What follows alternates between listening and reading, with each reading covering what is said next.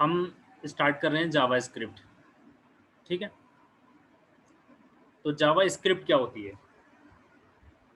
जावा script जो है, number एक ये कि जावा से डिफरेंट होती है। जावा अलग होती है, जावा स्क्रिप्ट अलग होती है। ये एक स्क्रिप्टिंग लैंग्वेज होती है। स्क्रिप्टिंग लैंग्वेज होती है किसकी? वेब पेज की। यानी जो हम वेब पेज बनाते हैं उसमें हमने पढ़ा बताया, HTML बताया आपको, और CSS बताया। तो और अब थर्ड होता है जावा स्क्रिप्ट। जावा स्क्रिप्ट क्या होता है कि जो वेब हमारे पेजेस होते हैं उन वेब पेजेस को ये डायनेमिकली बना देता है, डायनेमिकली। ठीक है, और इसमें जो बेस्ट ऑप्शन होता है सर्वर के लिए वो ये होता है कि ये क्लाइंट साइड पर रन होती है। यानी इसका फ़ायदा क्या है और इसका मतलब क्या है? इसका मतलब ये होता है कि आप ये देखिए कि जैसे आपने कोई कोड लिखा है, ठीक है, तो आपने कोड लिख दिया, आप कहीं पे एडिटर पे कोड लिखते हैं ना, तो एक तो एडिटर चाहिए आपको, एक आपको कोई उसको कंपाइलर चाहिए रन कराने के लिए, दो हो गया, और एक जहाँ पर आउटपुट सेव होगा या रिप्रेजेंट होगा वो चाहिए। ठीक है ना, तो हमारे पास एक टूल हो गया कंपाइलर एक। ठीक है, जैसे मैं थोड़ा सा डिटेल में बता देता हूँ ताकि समझ में आए बेटर।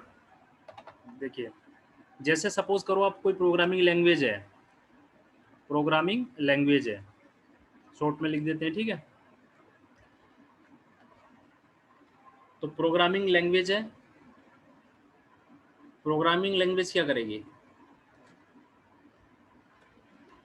ठीक है, तो प्रोग्रामिंग लैंग्वेज आप कहीं एडिटर पे लिखेंगे ना, ठीक है, ओके, उसके बाद क्या करेंगे आप, जो है आपको कंपाइलर की रिक्वायरमेंट होगी, कंपाइलर, और उसके बाद ये रन होगा, यानी आउटपुट कहेंगे जिसे हम, आउटपुट। ठीक है, तो जो हमारा आउटपुट होगा, यानी ये कहीं स्पेस की रिक्वायरमेंट होगी आपको डेफिनेटली। जैसे यहाँ पर एडिटर था, यहाँ पर कहीं स्पेस की जो कंपाइलर के पास होगा। ठीक है, जब हम प्रोग्रामिंग को रन करते हैं। ठीक है, अब आप देखिए, तो अगर सपोज कीजिए आपके पास प्रोग्रामिंग लैंग्वेज यानी एडिटर है, कंपाइलर इसका टूल हो गया, और आउटपुट हो गया स्पेस। अगर ये तीन ना हो के सिर्फ एक हो, जैसे फॉर एग्जांपल ये प्रोग्रामिंग लैंग्वेज एडिटर इतना, यानी ये इतना जो कोड है, यानी ये तीनों आउटपुट ना देके ये डायरेक्ट क्या दे, ये सिर्फ जो है कोड देगा, ये सेंड कोड करेगा ओनली। यानी इधर से रिक्वेस्ट जाएगी, और ये जो है इसने जो रिप्लाई दिया, इसने प्रोग्रामिंग, यानी इसने जो है कंपाइलर का यूज़ नहीं किया, इसने इसने क्या किया है, सेंड बैक कोडिंग, यानी इसने एक छोटी सी कोडिंग को सेंड बैक कर दी है। मैं अभी आपको एग्जांपल भी दिखाता हूँ। तो इसने इसको कुछ रिक्वेस्ट मांगी, मान लिया, जैसे इसने यहाँ पर हमने टाइम लगाया, डेट लगाई है कि डेट हम इस वेब पेज पे लगाना चाह रहे डायनेमिकली, तो इसकी रिक्वेस्ट इधर जाएगी, तो ये डेट उसको आउटपुट नहीं भेजेगा, बल्कि उसकी एक छोटी सी कोडिंग होगी डेट की, वो भेज देगा, और ये वो जो रन होगी वो क्लाइंट साइड पर ही रन होगी। तो आप देख रहे होंगे, यानी आपको ना कंपाइलर की रिक्वायरमेंट है, ना आउटपुट को के लिए जो स्पेस की रिक्वायरमेंट है वो भी नहीं है। तो इसका बहुत फ़ायदा हो गया सर्वर का। कैसे फ़ायदा हो गया? क्योंकि इसने सिर्फ इसका जो रॉ मटेरियल है, एक तरह से कह सकते हैं, वो दे दिया इसको, समझ गए? तो इस सर्वर ने उसको प्रिपेयर नहीं किया, पूरा रन नहीं कराया, उसको तब नहीं दिया, बल्कि क्या किया है, उसने उसकी कोडिंग दे दी है उसको, और ये कोडिंग यहाँ पे जाएगी, क्योंकि यहाँ पर वेब ब्राउज़र होगा ऑलरेडी, आपको पता है वेब ब्राउज़र है। तो जैसे यहाँ पर वेब ब्राउज़र होगा, तो इस वेब ब्राउज़र में, ये वेब ब्राउज़र है, तो ये रन हो जाएगा इस वेब ब्राउज़र में। ठीक है, ओके, वेब ब्राउज़र में ये रन हो जाएगा। ठीक है, तो इसलिए यहाँ पर जो जावा स्क्रिप्ट है, जावा स्क्रिप्ट,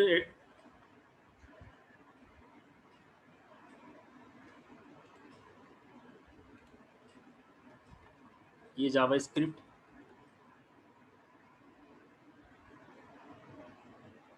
की जो स्क्रिप्ट है, यानी जावा स्क्रिप्ट तो नाम हो गया, उसकी स्क्रिप्ट यहाँ पर रन होगी। ठीक है, तो ये यहाँ पर यहाँ पर मैं लिख देता हूँ एनी रिक्वेस्ट, यहाँ पर कोई रिक्वेस्ट गई, एनी रिक्वेस्ट, ठीक है, और यहाँ से सेंड बैक कोडिंग, इसकी कोडिंग वापस आई है और रन कहाँ होगी कोडिंग, क्लाइंट साइड पे है। तो ये जो है नंबर एक क्लाइंट साइड प्रोग्रामिंग होती है, ठीक है। तो आपको ये पता चल गया क्लाइंट साइड क्या होती है, क्यों होती है, क्या फ़ायदा है, ठीक है। क्लाइंट साइड प्रोग्रामिंग होगी, ठीक है, ओके। इसमें सिक्योरिटी भी होती है क्लाइंट साइड की वजह से, ठीक है ना, ओके। अब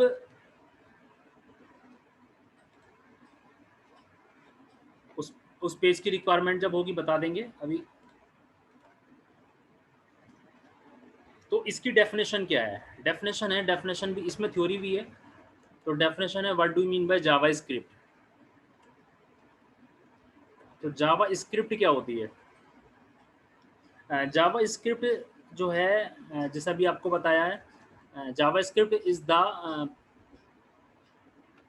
प्रोग्रामिंग, और कहीं इसको स्क्रिप्ट भी लिखा जाता है, स्क्रिप्ट लैंग्वेज, ये वर्ड भी यूज होना शुरू हो गया है। स्क्रिप्ट, स्क्रिप्ट जिसे कहते हैं ना प्रोग्रामिंग लैंग्वेज है, तो स्क्रिप्ट लैंग्वेज भी कहा जाता है, ठीक है ना। पहले प्रोग्रामिंग लैंग्वेज कहा जाता था स्पेशली, अब जो है स्क्रिप्ट भी कहा जाता है, ठीक है ना।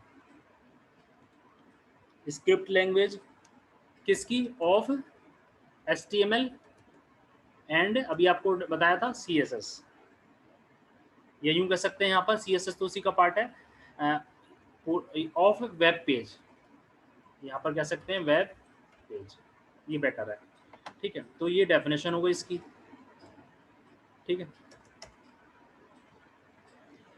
और ये क्या करती हैं, इट मेक्स द, जो पेज है हमारा वेब पेज, पेज यानी वेब पेज का मतलब है, या वेब पेज लिख सकते हैं, डायनेमिक, डायनेमिक बनाती है, ठीक है ना, वेब पेज को, ठीक है, ओके। जैसे अभी आपको एक डायग्राम हमने दिखाया, ठीक है,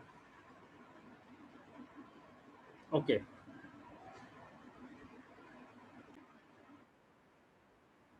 ये क्वेश्चन ऐसे एग्जाम में आता है कि how JavaScript work on client side, या हाउ जावास्क्रिप्ट वर्क ऐसा डायरेक्ट। तो उसमें क्या हम लिखेंगे, ये जो मैंने आपको बताया है, यानी इसमें एक क्लाइंट साइड होती है, एक सर्वर साइड होती है। तो हमारी जो रिक्वेस्ट जाती है, तो ये उसको उसकी सिर्फ किसी आईडी के ज़रिए से उसकी कोडिंग भेज देता है, किसी आईडी के ज़रिए से कोई आईडी क्रिएट हो जाती है, उसके ज़रिए से उसकी कोडिंग भेज देता है, और वो कोडिंग रन कहाँ पर होगी, क्लाइंट साइड पर रन होगी। तो कैसे रन होता है वो, इस तरीके से जावास्क्रिप्ट रन होता है, ठीक है। और जावास्क्रिप्ट क्या होता है, प्रोग्रामिंग स्क्रिप्ट या स्क्रिप्टिंग लैंग्वेज होती है वेब पेज के लिए, और पेज को डायनेमिक बनाती है। और ये डेवलप बाय ब्रैंडन, जो कि नेटस्केप से एसोसिएट थे 1995 में, उन्होंने इसको डेवलप किया था, ठीक है। आप देखते हैं कि जो हम वेबसाइट ओपन करते हैं, उसमें जो डायलॉग बॉक्स आता है कि यहाँ पे क्लिक कीजिए, और ये साइड में जो बने बने आते हैं, ये सब डायनेमिक पेज को बनाते हैं। ये सब क्या होते हैं, ये जावा स्क्रिप्ट से एसोसिएट होते हैं, ठीक है, ओके। अब इसका मैं एक एग्जांपल पहले आपको बता देता हूँ। देखिए, जैसे सपोज कीजिए, प्रोग्रामिंग तो हम करेंगे ही, लेकिन समझने के लिए जैसे सपोज कीजिए कि हमने क्या करना है, एक वेब पेज बनाना है। जैसे कि हमें ये बनाना है कि इस तरह से वेबसाइट के ऊपर इस तरीके से शो हो हमें एक छोटा सा बटन, इसे बटन बोलते हैं यहाँ पर, वेब वेब इसमें यहाँ पर लिखा हो click here for time and date, date and time. तो मुझे ये बनाना है सपोज कीजिए, यानी मेरे पास एक वेब पेज है, वेबसाइट है, वेब पेज है, उसके अंदर मुझे साइड में कहीं पर ये लगाना है कि click here for time and date, यानी जब मैं इस पर क्लिक करूँगा तो हमें क्या हो जाए, तो क्लाइंट से रिक्वेस्ट जाएगी कि डेट की रिक्वेस्ट, तो उधर से एक आईडी के थ्रू वो कोडिंग भेजेगा सर्वर। तो वो कैसे भेजता है, चलिए इसको देख लेते हैं, फिर इसको अप्लाई कर लेंगे बाद में। ये देखिए, तो ये बनाना है हमें वेब पेज पे। तो इसका नंबर एक आपको पता है, मैंने आपको एक बार बताया था कि इसको बटन बोलते हैं यहाँ पर। तो आप सबसे पहले क्या लिखेंगे, एक बटन बनाएंगे तो बटन लिखेंगे, ठीक है, और उसका टाइप लिखेंगे, याद रखिए टाइप, क्योंकि बटन का टाइप, इसका टाइप रखेंगे बटन, ठीक है, ओके। क्यों? क्योंकि ये बटन नाम है, ये इसका टाइप है, ठीक है, तभी इसको वो सही से रिकॉग्नाइज करता है। अब दूसरा इसमें एक होता है ऑन क्लिक, यानी जब हम क्लिक करेंगे तो क्या होगा, ठीक है। तो मैंने ऑन क्लिक लिखा, तो on click is equal to, जैसे मैंने अभी आपको बताया कि इसमें क्या होता है कि जो हमारा जो डॉक्यूमेंट, इसे डॉक्यूमेंट यहाँ पर बोलते हैं, यानी जो वहाँ से कोड आएगा वो इसमें किस तरह से हम उसे रिसीव करना चाह रहे हैं, तो हम उसे बोलते हैं यहाँ पर स्पेलिंग, ये इसकी यहाँ कैपिटल होगा ई, गेट एलिमेंट बोलते हैं, बाई आईडी करना चाह रहे हैं हम, जैसे get element B capital by I capital ID, और उसका नाम कोई दे देते हैं आईडी, जैसे हमने आईडी पहले भी सीएसएस में रखी थी, तो इसमें कोई आईडी लिखते हैं, मान लिया डेमो, ये कोई आईडी है, ठीक है। डॉट, ऐसा नहीं है आपको पूरा ऐसे याद करना, परेशान ना होइए, समझाने के लिए बता रहे हैं। HTML इस तरीके से इज इक्वल टू डेट, तो डेट के अंदर वो सब जो डेट टाइम है वो अपने आप आ जाएगा, तो इस तरह से ये लिखना है। उसके बाद क्या लिखना है, यानी ये बटन के अंदर मैंने लिखा है, यानी बटन की जो हमें रिक्वायरमेंट है वो ये है। अब यहाँ पे हम टेक्स्ट लिखेंगे, जैसे ये टेक्स्ट आप देख पा रहे होंगे, ये text click here for time and date, तो यहाँ पर आएगा वो, यानी ये आएगा क्लिक हेयर, जो भी यहाँ पर आपको शो करना है, अगर मैं यहाँ चेंज कर दूंगा तो यहाँ चेंज हो जाएगा, click here for time and date, इस पे मैंने ऐसा लिखा तो वैसे लिख दिया, ठीक। उसके बाद क्या करेंगे, इस बटन को ऑफ करेंगे, यानी क्लोज करेंगे इस टैग को, ठीक है। और आपको याद होगा हम इसमें पैराग्राफ बनाते थे HTML वेब पेज में, तो उस पैराग्राफ में, पैराग्राफ ही क्यों लिखा मैंने, हेडिंग भी लिख सकता हूँ मैं, क्योंकि ये वेब पेज में इस तरीके से है, कुछ समझ लीजिए इस तरीके से, ये क्या हो गया, इस तरीके से कहीं, यानी पैराग्राफ साइड में हेडिंग यहाँ होती है, तो हेडिंग टाइप मैंने हेडिंग में भी लिख सकता हूँ, कंपल्सरी नहीं है कि मैं पी लिखूंगा, ठीक है। तो मैं, ठीक है, तो मैंने लिखूंगा यहाँ पर पी, यानी पैराग्राफ में अगर एक आईडी लगाऊंगा, आईडी क्या है आपको याद होगा, कल हमने आईडी बताई थी ना, कैसे लगाते हैं आईडी, आईडी इन्वर्टेड कोमास लिखेंगे और आईडी का नाम लिखेंगे, कल नहीं बताया, वही वाला है डेमो, उसको क्लोज कर देंगे, और जो जहाँ भी हमने इसको लिया बॉडी में या पैराग्राफ में, उसको हम क्लोज कर देंगे, ये, तो ये होगा, ठीक है। और इसके ऊपर भी कोडिंग होगी, आपको पता है बॉडी से स्टार्ट है, इसके नीचे भी कोडिंग होगी, लेकिन ये हमने आपको फार्मूला बताया अभी, ठीक है ना।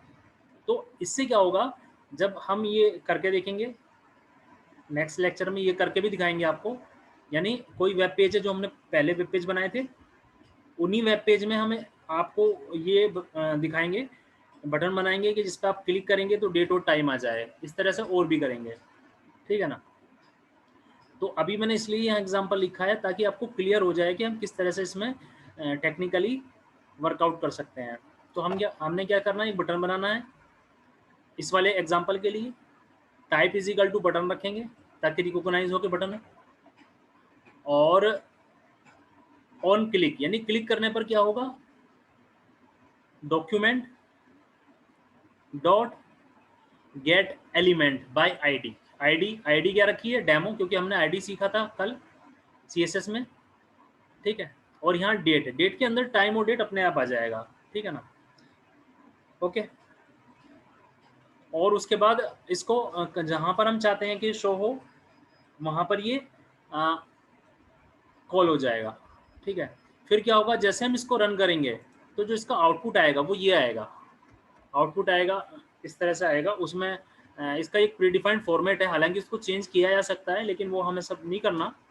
तो जैसे आज है वेडनेसडे और WED आएगा, यानी इसमें फर्स्ट 1 2 3 3 इसके डिजिट्स, 3 इसके आएंगे, और 022021 आएगा, और टाइम आएगा एटसेट्रा। इसको बताना कोई कंपलसरी नहीं है, मैं तो ऐसे ही बता रहा हूँ आपको। जब इसको, और जैसे 37 हो गया 1037, तो 1037 आएगा, और जो सेकंड है वो भी आएंगे, यानी मान लिया 50 सेकंड है वो भी आएगा, और फिर उसके बाद आएगा GMT और 0530, और फिर आएगा इंडिया स्टैंडर्ड टाइम। ये इसका फॉर्मेट होता है, इंडिया स्टैंडर्ड टाइम।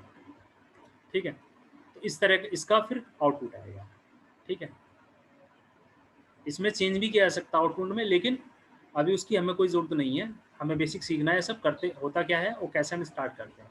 ठीक है सर, ये